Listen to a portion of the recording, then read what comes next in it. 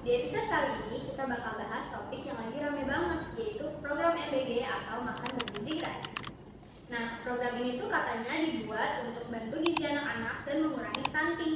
Tapi di sisi lain banyak juga yang mulai khawatir soal pengelolaan dananya yang gede banget sampai muncul isu potensi korupsi. Hari ini saya nggak sendirian, sudah ada Arin dan Tasya yang bakal ngobrol bareng saya. Halo guys. Halo semuanya. Oke, kita mulai dulu nih. Menurut kalian, program MBG ini sebenarnya bagus atau enggak sih? Kalau menurut saya, secara jumlah di PBG udah bagus banget karena masih banyak anak-anak yang mungkin belum dapat asupan makanan yang layak. Jadi kalau memang dijalankan dengan benar, program ini harusnya bisa membantu banget buat rakyat kita. Iya betul, saya juga setuju banget sama pendapatnya Arin. Apalagi Indonesia itu kan masih punya masalah yang namanya stunting ya, kurang gizi gitu pada anak-anak. Jadi pemerintah itu pengen memastikan anak-anak ini tuh minimal dapat makanan yang bergizi di sekolah sebenarnya sih. Berarti sebenarnya niat awal program ini tuh positif ya? Positif banget sebenarnya yang kalau kita lihat. Cuma ya itu yang bikin orang khawatir tuh gimana pelaksanaan MBG-nya sebenarnya. Oke. Sekarang masuk ke bagian yang lagi ramai banget dibahas. Kenapa sih banyak orang yang mulai ngaitin MBG ini sama korupsi? Kalau misalnya yang saya lihat di berita ya, saya baca, saya tonton itu tuh karena anggarannya besar banget. Jadi kalau dananya ini besar di awal tapi pengawasannya lemah itu gimana, kan jadi rawan disalahgunakan ya. Itu saya setuju dengan yang tadi ya. Misalnya kayak harga makanan. Contoh harga satu porsi sebenarnya murah, tapi di laporan bisa aja dibuat jauh lebih mahal. Nah, selisih uangnya itu yang bisa masuk ke oknum tertentu yang kita nggak tahu kemana itu sebenarnya. Oh, jadi kayak manipulasi anggaran itu ya? Iya, belum lagi kalau vendor makanan dipilih bukan karena kualitasnya, tapi karena ada orang dalam dari vendor itu. Benar. Dan yang lebih serem itu menurut aku sih korupsinya di program kayak gini. Korbannya kan langsung ke anak-anak ya, dan harusnya mereka dapat makanan bergizi, tapi malah kualitas makanannya jadi jelek gitu karena di dalamnya tuh udah bocor. Kalau misalnya dari sudut pandang mahasiswa sendiri nih, kalian melihat isu ini tuh bagaimana sih?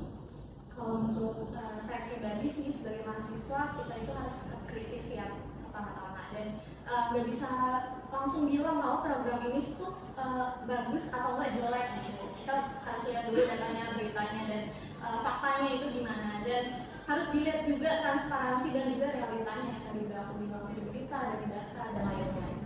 Iya, saya setuju dengan bagian itu. Kadang masyarakat tuh cuma lihat pencitraannya aja. Padahal yang penting itu sebenarnya apakah program ini benar-benar tepat sasaran atau enggak setelah dilakukan. Berarti sebagai mahasiswa kita tuh nggak cuma menerima informasi mentah-mentah ya? Iya, karena mahasiswa kan sering disebut agent of change, jadi harus berani juga mempertanyakan kebijakan publik. Oke, kalau menurut kalian supaya MBG ini jadi nggak ada celah korupsi itu harus gimana sih?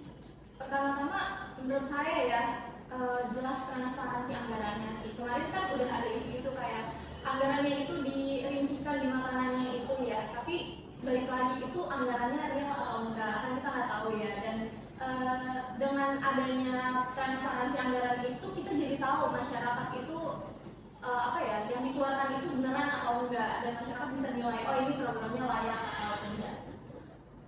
Ya, kalau menurut saya pengawasannya juga harus ketat ya, nggak cuma dari pihak pemerintah, tapi masyarakat dan media juga harus ikut mengawasi program MBG tersebut.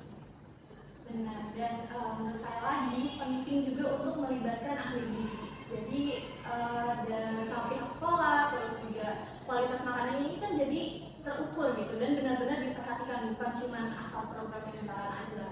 Oke, seru banget nih obrolan hari ini ya. Jadi kesimpulannya program MBG itu sebenarnya punya tujuan yang baik buat meningkatkan gizi anak-anak Indonesia. Tapi karena anggarannya besar, program itu juga punya banyak resiko korupsi kalau nggak diawasi dengan baik.